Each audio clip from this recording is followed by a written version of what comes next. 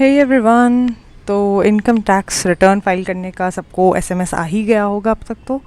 And इसकी process बहुत easy है, आपको कोई सीए हायर करने की ज़रूरत नहीं है बिकॉज जितना टैक्स नहीं बचेगा उतना तो उनकी फ़ीस ही हो जाएगी। सो जैसे सैलरीड एम्प्लॉयज़ हो तुम लोग, अभी नए नए या फिर बनोगे फ्यूचर में, तो तुम लोग को सीख लेना चाहिए कि करना कैसे है। अपना ही इनकम टैक्स रिटर्न तुम लोग फाइल कर सकते हो, अपनी फैमिली का फाइल कर सकते हो, बहुत सिंपल प्रोसीजर है। और इनकम टैक्स की वेबसाइट भी बहुत ज़्यादा हेल्पफुल है, यूज़र फ्रेंडली है। तो पहले कुछ टर्म्स देख लेते हैं, उसके बाद बहुत ही क्विक स्टेप्स में प्रोसीजर दिखाऊंगी, 5 मिनट में तुम लोग सीख जाओगे करना क्या है।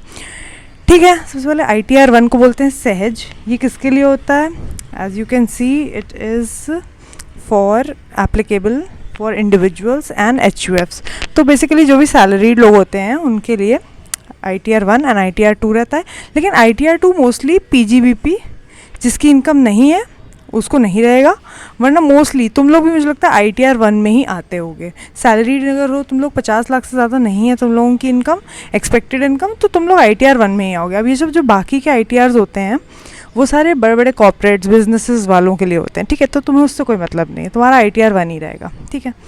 सो ये देख लो, ITR 1 is applicable to residents other than not ordinary resident. इतना टेक्निकल होने की ज़रूरत नहीं है। 50 लाख से कम इनकम है तुम्हारी, सैलरी इन सब सोर्सेज से तुम्हारी इनकम आ रही है, ठीक है, तो तुम ITR 1 फाइल करोगे। लेकिन इट इज़ नॉट एप्लीकेबल अगर तुम किसी कंपनी में डायरेक्टर हो, तो तुम ITR 1 नहीं फाइल करोगे, तो तुम्हारे लिए दूसरे ITRs लगेंगे, ठीक है।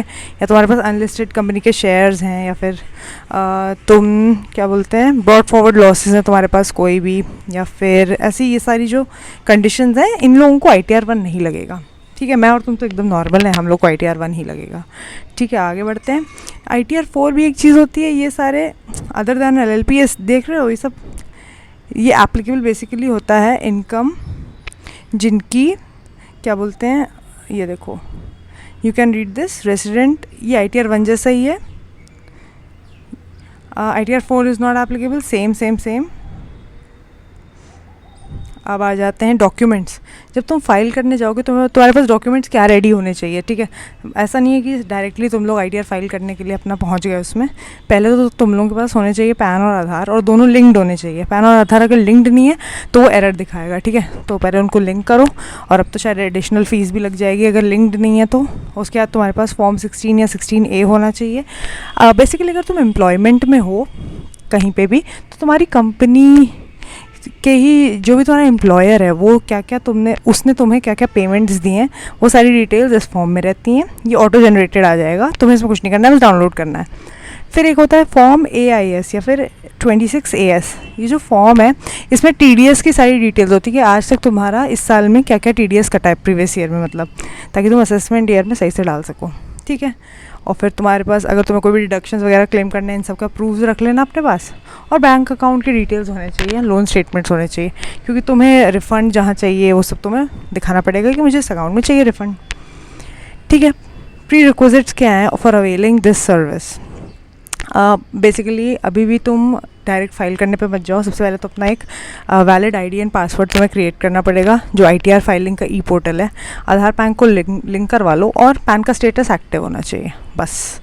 देखो, फॉर्म 16 की अभी मैंने बात करी थी, जो तुम्हारे पास एक क्वार्टरली पेमेंट का स्टेटमेंट होगा, जो एम्प्लॉयर ने तुम्हें पेमेंट किया होगा प्रीवियस ईयर में, तो क्वार्टर वाइज दिखा देगा कि किस किस क्वार्टर में तुमने अगर हो सकता है जॉब बदला हो, या तुम अगर फ्रीलांसिंग कर रहे हो, अलग अलग जगह से तुम्हें कहाँ कहाँ से पेमेंट्स आए हैं फ्रॉम डिफरेंट एम्प्लॉयर्स, यहाँ पे वो आ जाएगा। तो अगर तुम्हें और कोई दूसरी इनकम नहीं है तो तुम्हारा यही फाइनल, तुम इसको मान लेना कि हाँ यही है मेरा पूरा इनकम। लेकिन तुम्हारे पास अगर और भी इनकम है तो तुम एडिट करोगे उसको फ्यूचर में, भी दिखाती हूँ कैसे। फिर ये जो TDS की डिटेल्स हैं वो इस फॉर्म में रहेंगी। आगे बढ़ते हैं।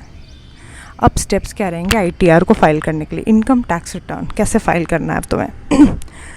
GST तुम्हें पता है क्वार्टरली, मंथली, हाफ ईयरली इस बेसिस पे होता है। अभी जो ITR है, मैं एडवांस टैक्स वालों की तरफ पे नहीं जा रही हूँ, मैं सिर्फ उन लोग पे जा रही हूँ जो तुम और मैं एकदम नॉर्मल लोग हैं। अब तो ऐसे 5 लाख तक की इनकम वालों को टैक्स नहीं देना है, हम लोगों को निल हो जाएगा। लेकिन रिटर्न सबको फाइल करना। रिटर्न का ये मतलब होता है हम गवर्नमेंट को बता रहे हैं कि हमारा पैन एक्टिव है, और हमने जो भी इनकम मिली है प्रीवियस ईयर में वो हम इस साल में गवर्नमेंट को दिखा रहे हैं कि ये देखो मुझे इसलिए कोई टैक्स नहीं देना पड़ रहा है, क्योंकि मेरी इनकम भले ही 5 लाख से कम है, अपना रिटर्न फाइल कर दिया है तुमने। वरना फालतू अगर तुम्हारा अगर तुमने रिटर्न नहीं फाइल किया, ये सोच के कह रहे मैं तो 5 लाख से कम ही है, मैं क्यों फाइल करूँ, तो फालतू इंटरेस्ट पेनल्टी लेट फीस लग जाएगी। भले ही तुम्हारा रिफ़ंड बनता हो, रिफ़ंड कुछ नहीं बन पाएगा, फिर तुमको इंटरेस्ट पेनल्टी देनी ही पड़ जाएगी। ठीक है, तो सबको फाइल करना चाहिए income tax return. Even if जिसके पास, जो लोग जिसके पास भी पैन है उसको फाइल करना ही पड़ेगा, पैन सबके पास होना मैंडेटरी है। ठीक है, अब देखते हैं, आगे बढ़ते हैं। एक्सेप्ट फॉर आई थिंक गांव वाले लोगों के पास नहीं होगा शायद, या अब तो होगा ही यार, गांव वाले भी बड़े एडवांस्ड हैं। ठीक है, सबसे पहले करना है कि आपको इनकम टैक्स रिटर्न के ई फाइलिंग पोर्टल पे जाना है। तो तुम लोग अभी भी जाके देख सकते हो, ऐसा दिखता है वो पोर्टल, कुछ ऐसे लिख के आता है। ठीक है, और क्या है, एक सेकंड कलर चेंज कर लेती हूँ, हाँ ग्रीन। ठीक है, पहले तुम्हें इस पोर्टल पे जाना होगा, फिर अपना लॉगिन तुम्हें क्रिएट करना पड़ेगा, या तो तुम्हारा पहले से ही होगा या फिर तुम्हें खुद से क्रिएट करना पड़ेगा। यूज़र नेम पासवर्ड ये तुम्हारा बेसिकली पैन ही रहता है। ठीक है, और उसके बाद तुम्हें कहाँ जाना है, तुम्हें ई फाइल में जाना है इस हेडिंग में, उसके बाद तुम्हें ITR की हेडिंग में जाना है, एंड फाइल ITR की तुम्हें हेडिंग में जाना है। ये देखो, इसमें मैंने तुम्हें दिखा दिया है, स्क्रीन पॉज करके तुम देख सकते हो। ई फाइल पे गए, फाइल रिटर्न पे गए, ये रहा, तुम इस पे आ गए हो। अब तुम्हें असेसमेंट ईयर चूज़ करना है। इस साल को तुम बोलोगे असेसमेंट ईयर। असेसमेंट ईयर में तुम प्रीवियस ईयर में तुमने कितना कमाया है उस सब पे तुम्हें टैक्स पे करना होगा। यही इसका सिंपल सा लॉजिक होता है। अब तुम साइंस स्टूडेंट हो या आर्ट्स स्टूडेंट हो या कॉमर्स स्टूडेंट हो, इतना तो तुम्हें पता ही होना चाहिए, क्योंकि अपना रिटर्न सबको ही फाइल करना है। फालतू CA के चक्कर में पड़ोगे, बहुत पैसे चले जाएंगे, बहुत भी नहीं 500-1000 तो लग ही जाएंगे, और हो सकता है तुम्हारा टैक्स भी उतना ना बन रहा हो, फालतू का हो गया।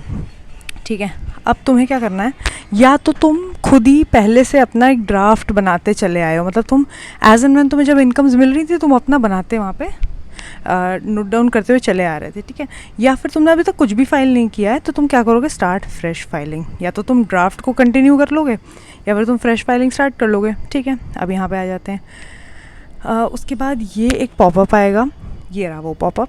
या तो तुम ड्राफ्ट को, अगर यहाँ पे तुम्हारा शो हो जाएगा, कोई ड्राफ्ट है तो यहाँ पे लिखेगा रिज्यूम लिख के आएगा, लेकिन अगर तुम्हारे पास नहीं है तो यहाँ पे लिखा आएगा स्टार्ट न्यू फाइलिंग, तो तुम इस पर क्लिक कर दो।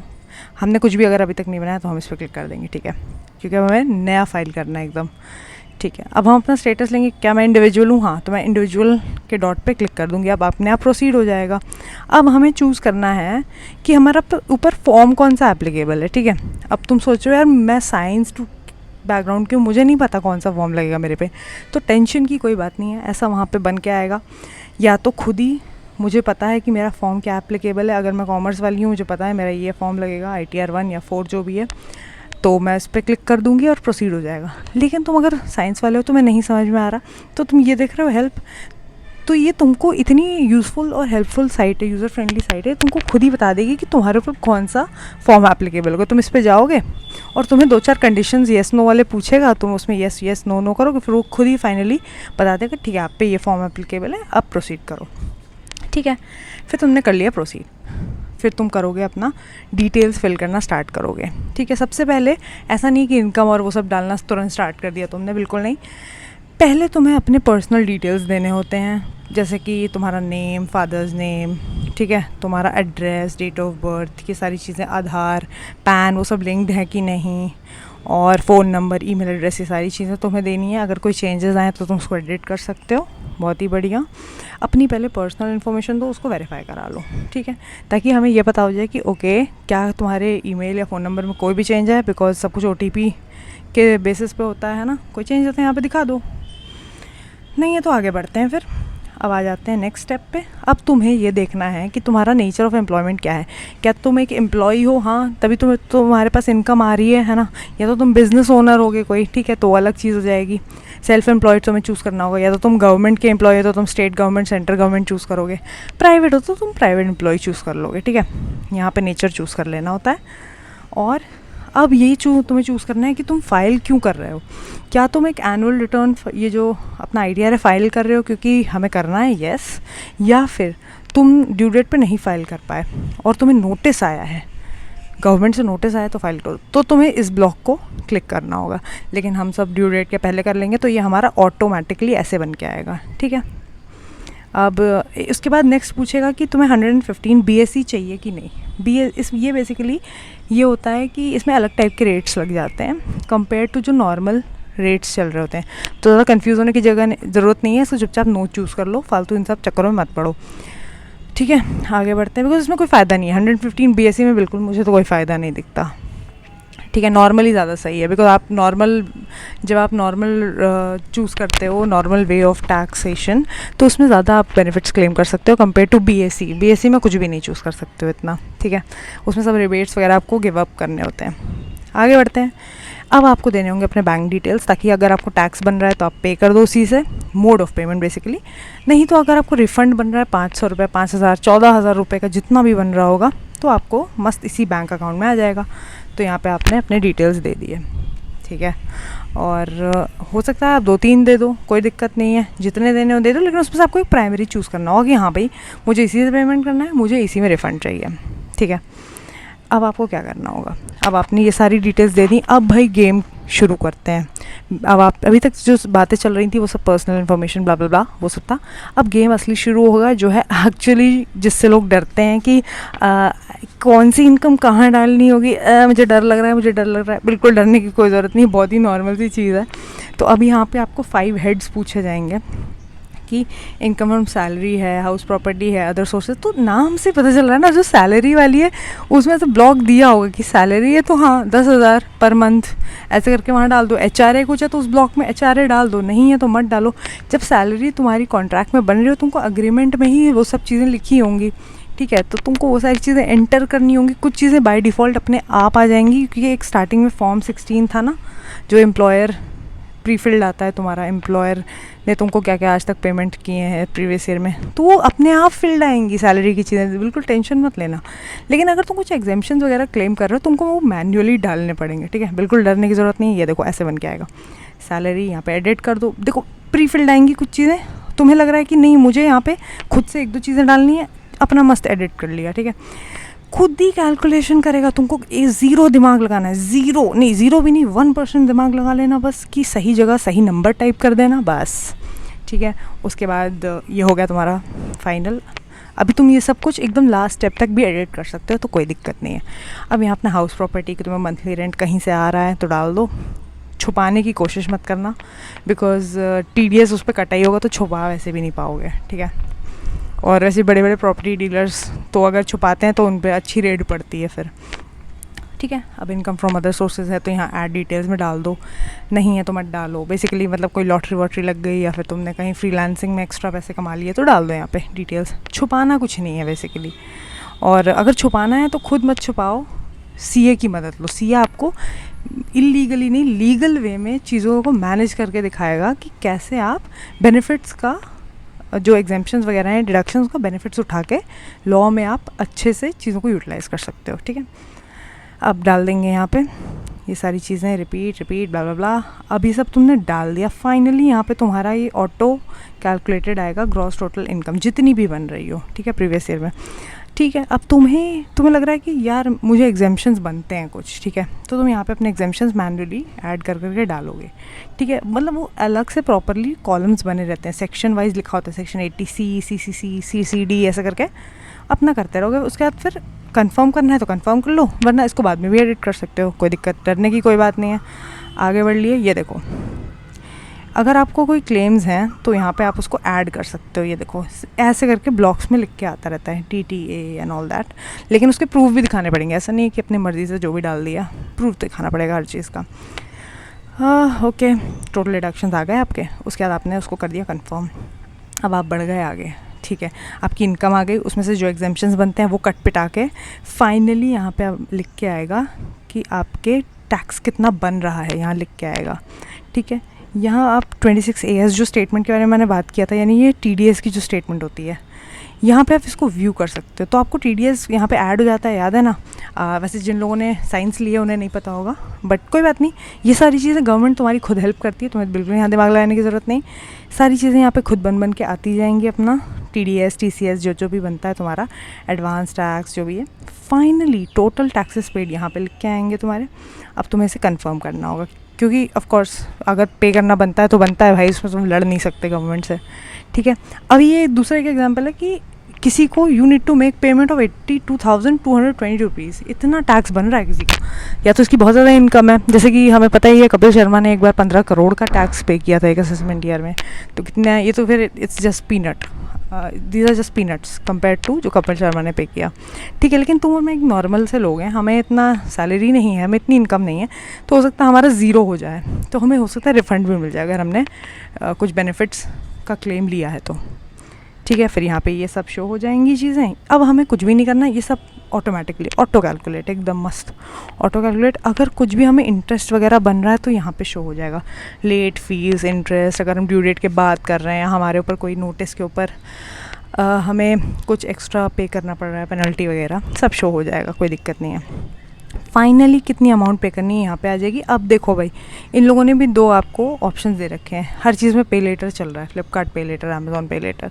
तो इन्होंने सोचा मैं भी क्यों पीछे छूटूं, गवर्नमेंट ने भी डाल दिया पे लेटर।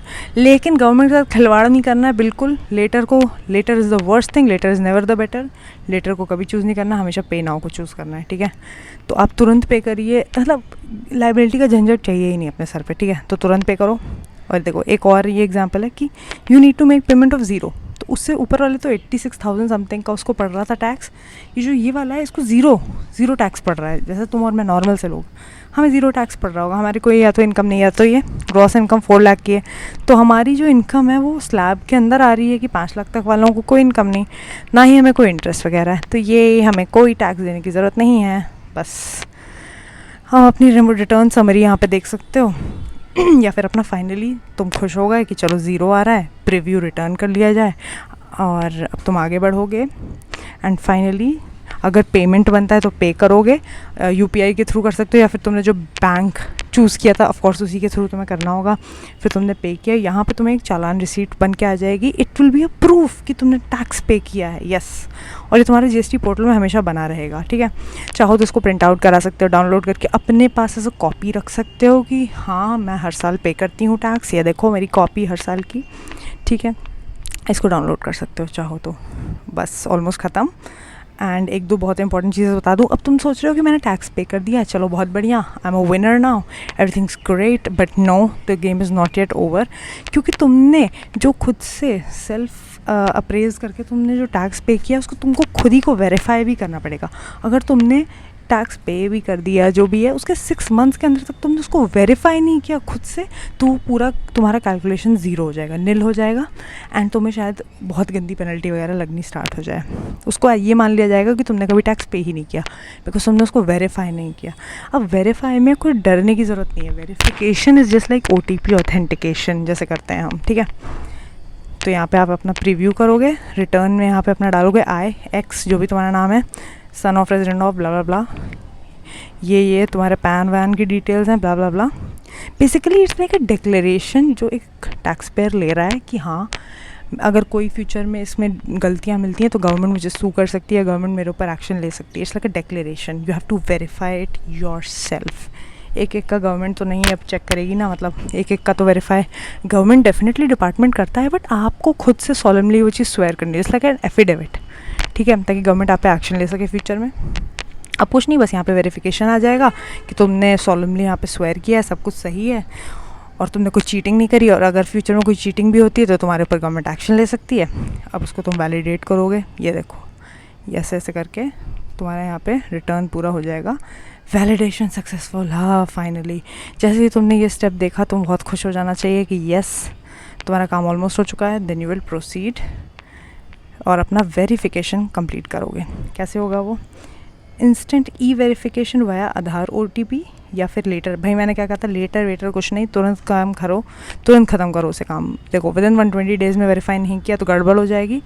बेसिकली ये लेटर वाला मुझे लगता है उन लोगों के लिए होता है जैसे हम अगर किसी क्लाइंट का कर रहे हैं, हम बहुत सारे हमारे पास क्लाइंट्स हम सबका कर रहे हैं। अब क्लाइंट्स क्या करते हैं, जब उनसे मैं OTP मांगती हूँ तो उन्हें लगता है कि मैं कोई फ्रॉडस्टर हूँ, तो मुझे OTP नहीं देते, जबकि मैं उन्हीं के लिए काम कर रही हूँ, ठीक है।